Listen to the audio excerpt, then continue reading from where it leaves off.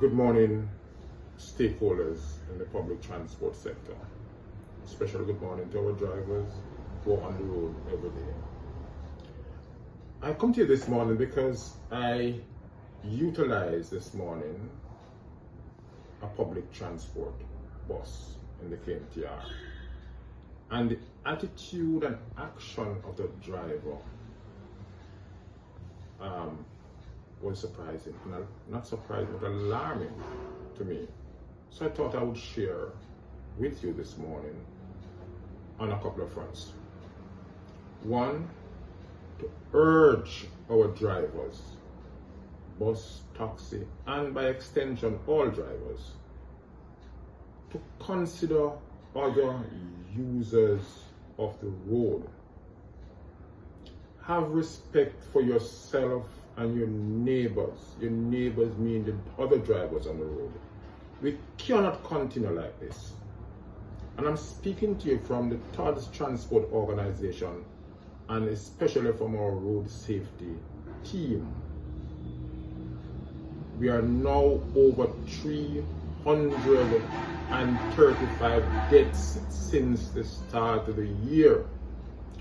And I warn you, because up to this morning, we have noticed several casualties on our road, especially in the parish of Clarendon.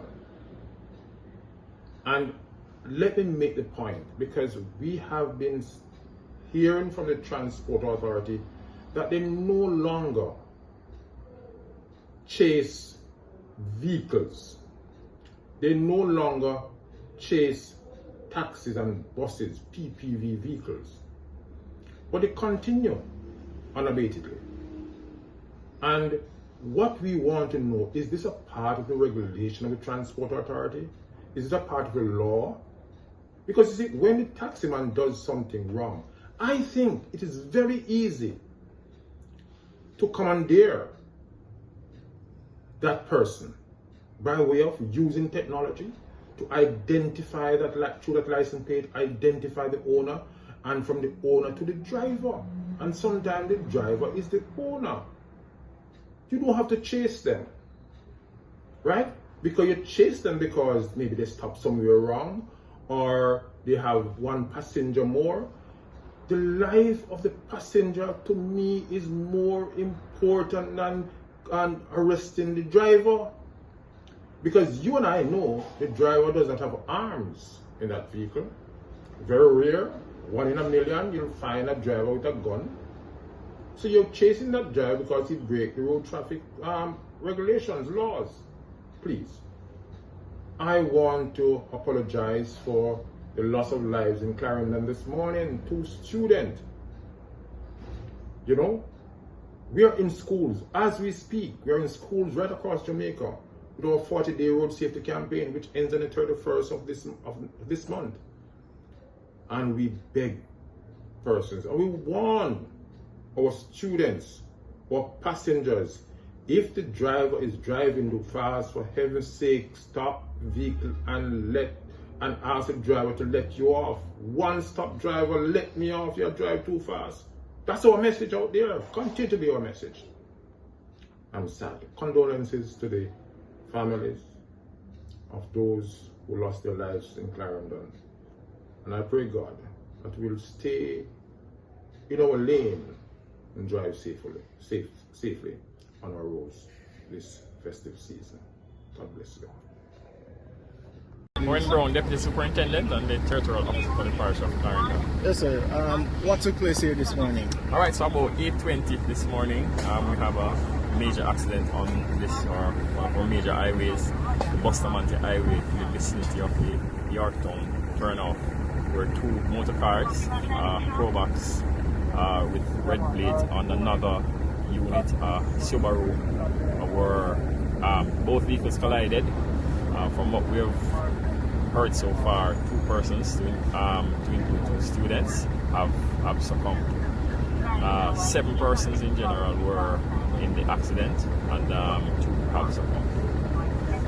Alright, so initial reports indicate that the accident occurred as a result of a chase with Transport Authority. Any facts that? I cannot confirm that. What I do know is that both vehicles, in particular one of the vehicles who were speeding, and that would have caused the accident. The investigation is in its initial stage, and so as we proceed further, then we'll be able to give even clearer understanding as to what may have occurred. Alright, the two students, can you say which of the vehicle they were traveling in? Both students, from what we were told, were in the Subaru motor car. Yes, sir. What brought you to this scene this morning? Well, I was actually at the infirmary early this morning dealing with the issue there. If you notice, I'm not even dressed for work because I got a call early and I was up there. And then I received another call about this accident here this morning. A very, very devastating. You can see the wreckage of the two vehicles.